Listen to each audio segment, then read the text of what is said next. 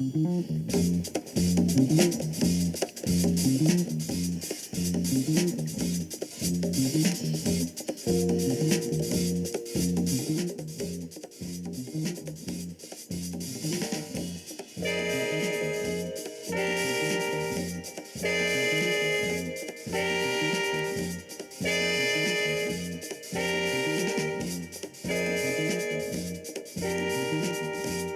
a mission given to me by Woody Shaw, Sunship, Dizzy, and John Kahn, dedicated to pursuing a piece of our cultural heritage through interviews with my music heroes, this is the Jake Feinberg Show. Welcome everybody inside the Brady Broadcasting Studios at 25 East Glen. This is the Jake Feinberg Show. Thank you so much for being part of the program today. Most people think of the violin as a classical instrument. Most classical cats are pretty uptight. It takes someone with unbridled passion and bravery to step outside and swing down a lazy river road, through the heart of Memphis, or play rock with jazz aesthetics. Because when you play the blues, you have to throw the book away. My guests came from an era when you could be an impoverished improviser. The tail end of the beats were still around to expand consciousness and live their own way in a slowly conforming society. Work at a bus station or play some timbales, or do lots of consciousness-altering chemicals that pretty soon there's thunder rolling across the plain-swept prairies that my guest played at with Bob Dylan. It was Bob Dylan who discovered my guest as she was on her way to a Latin Boogaloo gig on the Lower East Side of Manhattan. Can you really play? My guest had no time to think, only rest on the past, which she exhibited a selfless true nature that created Kharma over years that led to this unfolding dharmatic collection of experiential learning. Going from a literal feisty street hustler to cutting albums with Bernard Pretty Purdy and Dee Dee Bridgewater. If she had crossed that street seconds earlier or later, the encounter never would have happened. Nothing is strange, only strangely familiar. Scarlet, Rivera, welcome to the Jake Feinberg Show. That was quite a summation. That was quite brilliant and quite karmically accurate. It was karmically accurate, which is basically where I'm at these days. I'm in that zone. It's really an honor to have you on the program. Thank you. Delighted. You know, can you talk to me a little bit about the Lower East Side of Manhattan in the early 1970s as a musician? It was quite a happening place. Things in the clubs like Folk City, the bitter end, the other end, they had, greats on almost every night and passing through, trying out new material, just quietly appearing without making a big fuss about it. You could see Bob Dylan. You could see Kinky Friedman, Rick Danko, that would later be in the band. Ramblin' Jack Elliott, Eric Anderson. So many great people. Tim Harding. People like this would appear on a regular basis down there. And like you said, it was unobtrusive, and you had real access. I mean, were you going to see a lot of live music, or were you actually playing in a lot of bands? I mean, actually, when did you actually get to the Lower East Side? My parents told me, my folks grew up in Long Island. They bought a house in 71. They said it was downright dangerous to go into the city in the 1970s, except the music was just so freaking hot. So I was wondering when you got there, and, were you actually checking out a lot of music, and how visceral that feeling was for you at that time? I was checking out music. I was playing and sitting in with a lot of different kinds of people, even like acts like Sun Ra were there, Ornette Coleman, that sax player who plays double saxes at one time. I'm blanking on his Rahsaan name. Roland Kirk. Rahsaan Roland Kirk, I've heard him. And then on the other hand, I was hearing Latin groups, and I was actually a member of a Cuban band at the time, and we performed in Harlem and South Bronx. I know. I'm so sorry. Who was you had a conguero player? At least one conguero? Oh, it was like a 13-piece band. Wow. Oh yeah. Wow. I was the only woman in that configuration, and they were authentic players, authentic Cubans. So I was, rambling through, everything from folk to something called the Revolutionary String Ensemble, which Leroy Jenkins, the black violinist, I went to him for a lesson, and after a lesson or two, he said, "You don't need lessons." And I cannot believe that you. So let's go through that. How did you connect with him originally? He's a cat that he was doing some mind blowing work. For him to tell you're ready to go. Why don't you take us through that story? I met him through one of the people who was in the Revolutionary String Ensemble, the drummer.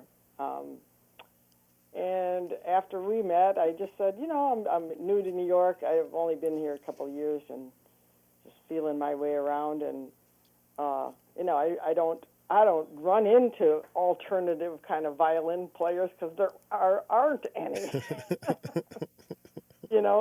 And I was probably one of the first females really crossing over, actually, into this whole world of, I don't want to play just classical music.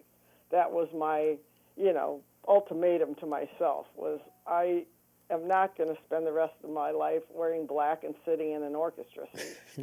Right. And especially since I won't have first chair anyway, so, I want to, be on an adventure in music in my life, and my life to be an adventure. And, I kind of was fearless, at the time, very fearless. And, I was willing to just jump in and do anything, anywhere. And so I went to clubs and I listened to great people from jazz to Latin to folk. And also sat in as much as possible. I sat in with, Kinky Friedman, became a friend. I ended up playing with Rick Danko a lot. I even played with Paul Butterfield of the Paul Butterfield Blues Band on harmonica. Unbelievable. I want to talk about Danko.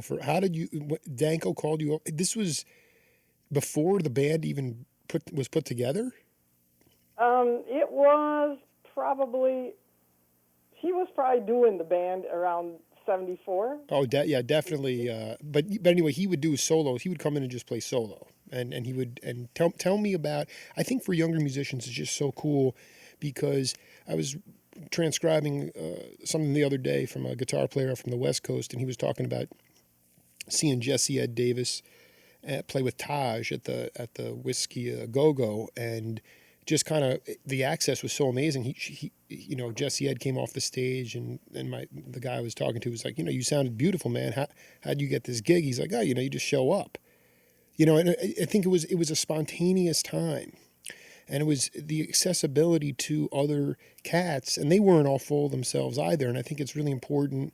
Like, how did Danko approach you? Do you remember the first time that he asked you to come up on stage? Well, we met behind the scenes first. I think it was at the Lone Star Cafe upstairs in the hangout room. And then he knew what I was, that I was interested in all this stuff, and I hadn't even met Bob Dylan yet, but he and I would stay friends. I later also played with Little Feat. I sat in with them at the Beacon Theater with Lowell George himself when he was still alive. I love those, with Bill Payne and Paul Barrera and those great guys, awesome guys. Yeah, and the drummer who Richie Haywood later became a wonderful friend. He just died like a year or so ago. Richie passed away just a year ago. Richie Hayward, yeah, he had an incredible, a loving following of musicians who, professional musicians who did his benefit while he was actually still alive. He was fighting cancer, and we did a concert for him at the Canyon Club, and it was like an 8-hour nonstop concert for Richie Hayward to raise money for him because he didn't have health insurance. And he was and he is an incredible drummer. I mean, that I just wonder. Talk about fearless. What does that mean to you when you say fearless? I mean, I feel at this point in my career, I feel pretty much the same way. But what did it feel like to you to be able to go into?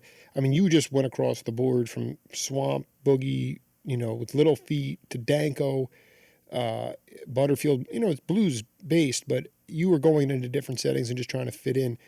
Talk about that fearless quality inside of you at that time. What were some of the characteristics that stood out and made you very appealing? Well, I grew up in a very cookie cutter town, like anywhere USA, nowhere kind of town. Although I shouldn't say that because she'll ask me where I'm from. Then Where are you from? Where are you from? Well, at the time it was Joliet, but I really did not relate to Joliet at all when I was growing up there. Didn't relate to the indoctrination of my parents of what I should be, what I should think, what I should believe. None of it jived with me, none of it. And so quietly I just saved money and one day announced that I got a scholarship to SIU and I was leaving. And my girlfriend picked me up in a car and dumped all my stuff in the car, drove, and I entered Southern Illinois University. After a short period of time, I was in the classical orchestra there. After a short period of time, I was in poetry class, and, he was talking about seize the day, carpe diem. Mm-hmm. And just like a thunderbolt went through me, like, seize the day. Why am I sitting in this chair? And rather than living poetry, making my life like a poet, like a living poem. And I dropped out, and I went back home, did a few things, got a one-way ticket to New York. Yeah, you were a Saluki for very little time. Very little, yeah, like a year maybe. Yeah, no, but it speaks to. I mean, it wasn't that you had any deep-seated. It wasn't like Jim Morrison. In Jim's first book, he said his parents were dead. They were not dead, but it was this conformity, this push towards this is what you need to be doing, this is what you should be doing as a woman, Yeah. So you were emblematic of that maverick time, and when you got to New York. But I didn't really see other mavericks around. It was just Mm-hmm. innate that I wasn't going to do it. Right. In this part of me that said, I am not going to marry somebody and stay here and have kids and have a white picket fence. I am not going to do that. And they were going to, pay for my way in college, and I said, no, I can't even be bought, so I don't. I love it.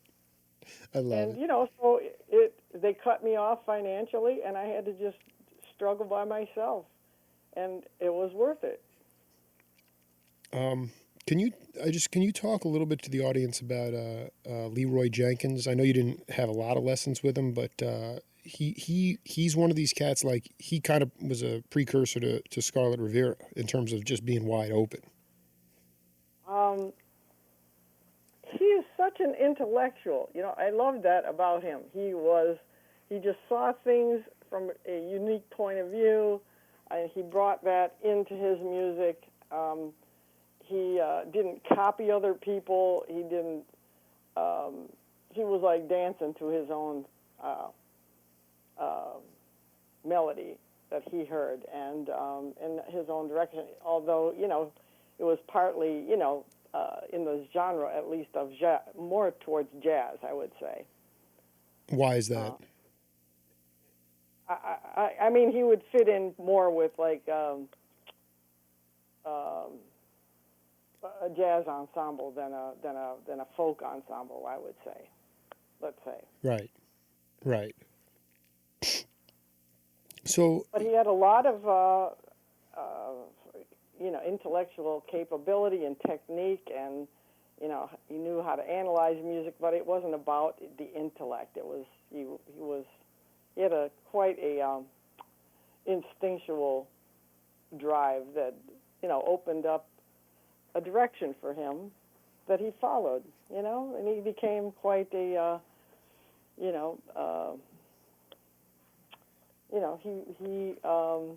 he led the way to a lot of other players, I would think. what kind of lesson did he? I mean, I've heard like other cats, Jackie Byard, other legendary guys. They had certain ways of giving lessons. But how did he know that you were ready to? That you didn't need any training wheels, that you could just go out on your own? I don't know, but I will fast forward to another story. Years later,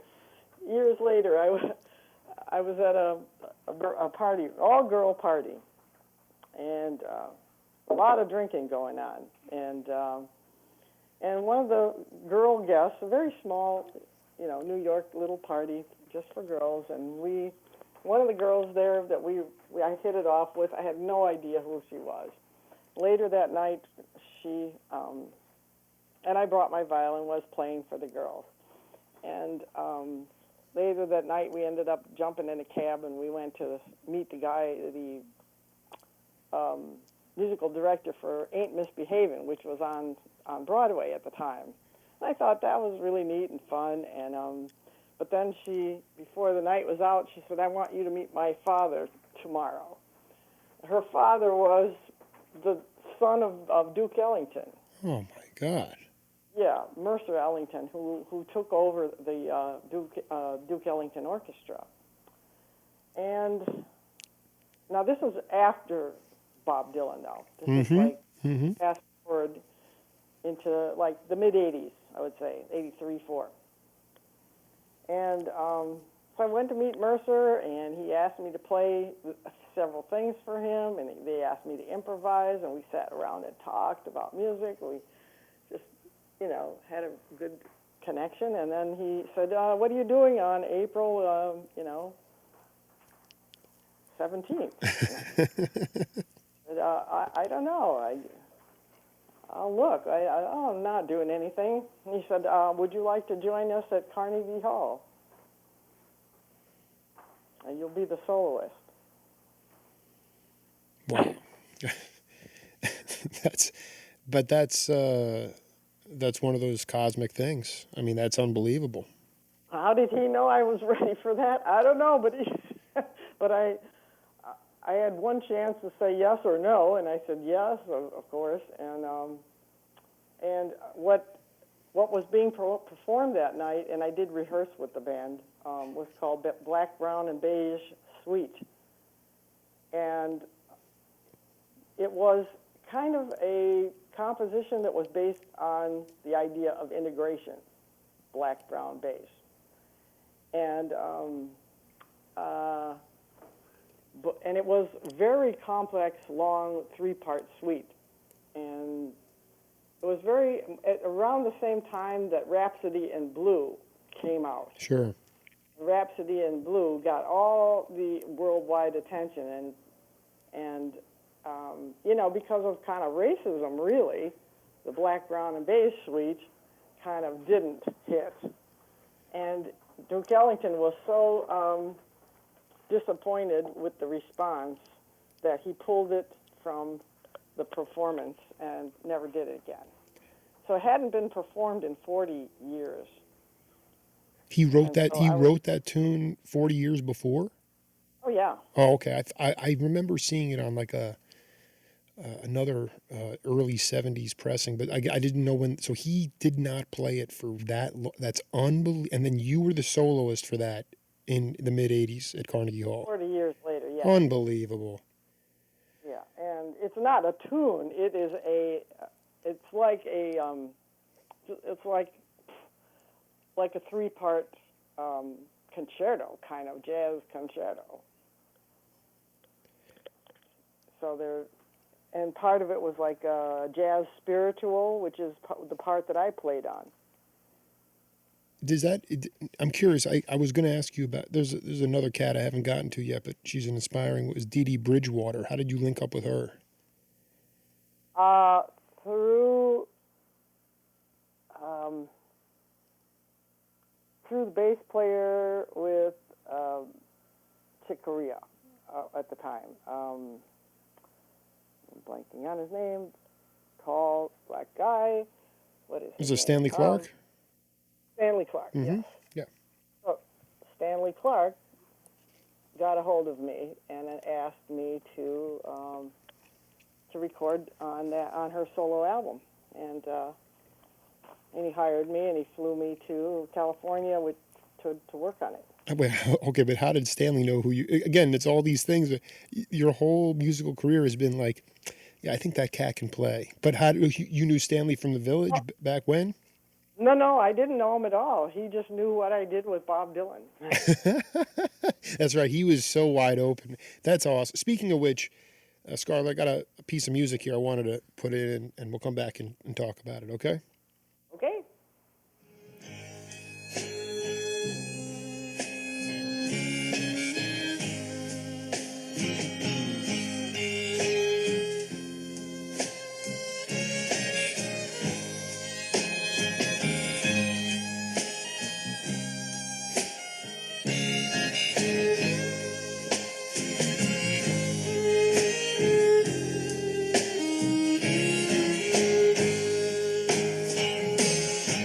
Sister, am I not a brother to you?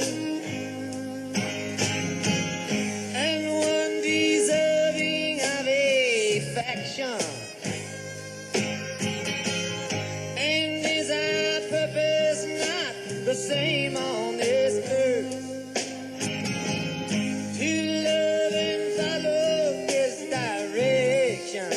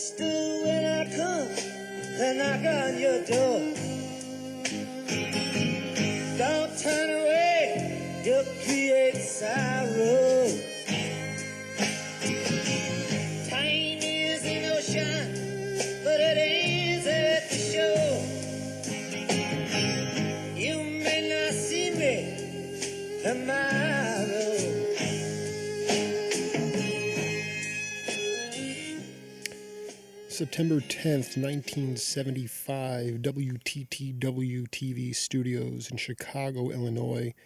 Bob Dylan, vocals and guitar. Scarlet Rivera on violin, Rob Stoner on bass, and Howie Wyeth on drums. Do you remember performing in a TV studio in 75?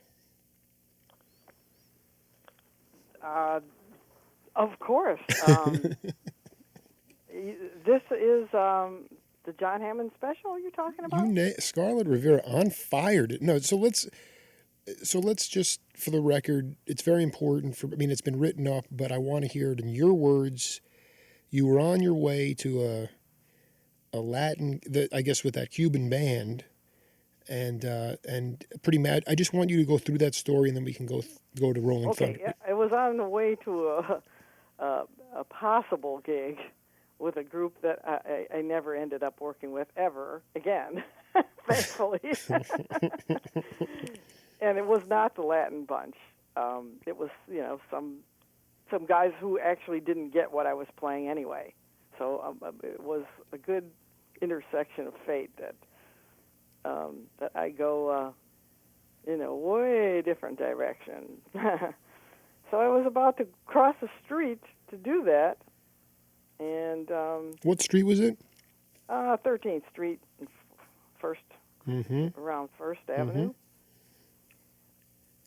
and my lucky number, 13. And Bob cut me off, and it was not a limousine. He would never be ostentatious like that. Anyway, Good. the last thing he wanted to do was draw attention to himself. That's right. Especially in the village. So it was a very nondescript green car, and he just pulled over and asked, can I play that thing? And I said, yes, I can. And we had he struck up of a short conversation, short and sweet, and in the end he said, I really have to hear you play. And, my studio's right around the corner, and, would you, get in the car and, I'll take you there and run over a couple of songs. And at that point, I computed in my head that it was not a look-alike Bob Dylan. This was a real Bob Dylan. Right, because you had seen him plenty of times, right? I'd never seen him. Never seen him Never live. seen him at the Folk City or the other end, or never before seen him live? Never before. Wow. I mean, I listened to him. Mm-hmm. I hoped that I would one day see him. I couldn't even afford to go to his concert at the time. So, unless it were, one of these folk clubs. But no, I had never seen him before. And then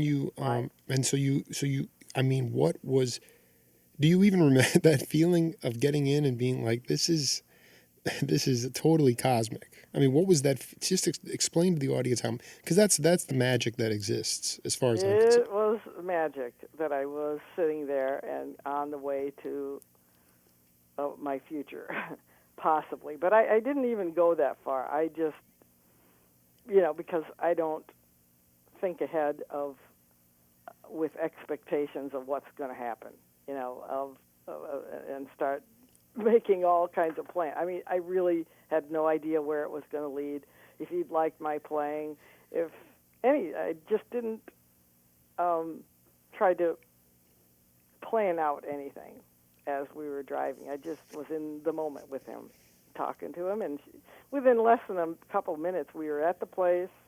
I was upstairs in the room. The whole room was filled. It was a loft filled with, equipment and instruments and upright piano.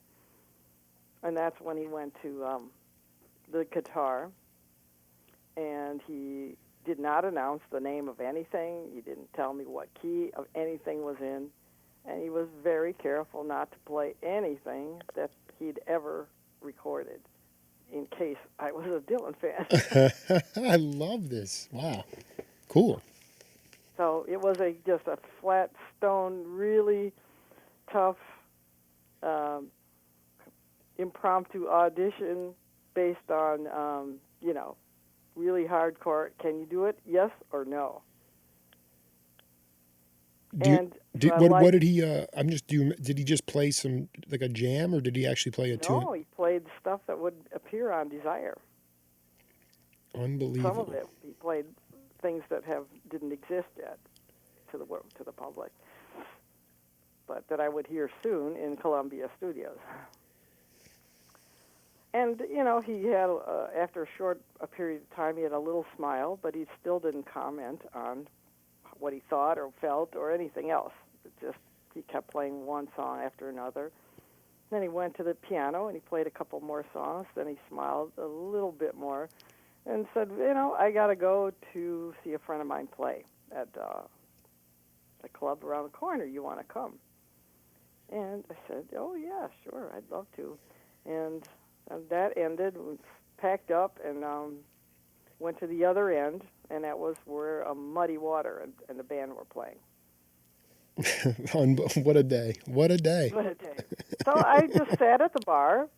I had no anticipation of where that amazing little encounter was going to go. I didn't think it might go anywhere. I mean, it might not have gone anywhere. He just might have thought, well, that was really nice, and he seemed to like my vibe. We connected. That I could tell. Then he went up on stage and sat in with Muddy Water on a song. And after the song, he went to the microphone and he said, "Now I want to bring up my violinist." Wow. My violin. So he made it official. I was going to think. I was like, maybe did he just say goodbye to Scarlet that night and left you hanging? No, not that night. He locked it up. Yeah. And how did you? Then did you bring your violin into the club or do you? Oh, sure, yeah, of course I did. I mean, I had nowhere to put it. I was sitting with it at the bar, and and then he said, "I'm bringing, and I want to bring up my violinist." So then I went up to sit in with Muddy Water. And Muddy gave me a solo, and the whole band looked at me while I was playing, including Muddy and Bob, and there was a little smile on Muddy Waters' face, and the band, and Bob Dylan, and then I think that was like double, triple confirmation that I was cool. That what I played really cut it. And I was ready to hang out with the big boys when they liked what I brought in. Yeah, they obviously sensed that you were completely fearless, that you had your own unique sound, and that you could go through any. You weren't locked into one genre, which and that's the thing about Dylan is that, and I'm not as fanatical as a lot of people are, but I just find his rustic sort of scrappy style. You could say it better than what's one thing that you personally. There's a couple things that you could talk about that never gets brought up about Dylan that you witnessed very strongly, especially when you went out on that tour as it relates to his leadership qualities. I saw him one night extremely sick. I mean, he had a really high fever, and many people would have bailed on an entire show if they were that sick. And he, he went right through it. He did not hesitate to rise above being that sick and do an incredible, great show just as if he weren't sick. And I thought that was a demonstration of his leadership. And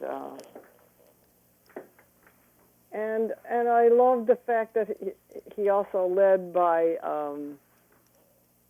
allowing other people to step forward and shape what was happening around him and his music.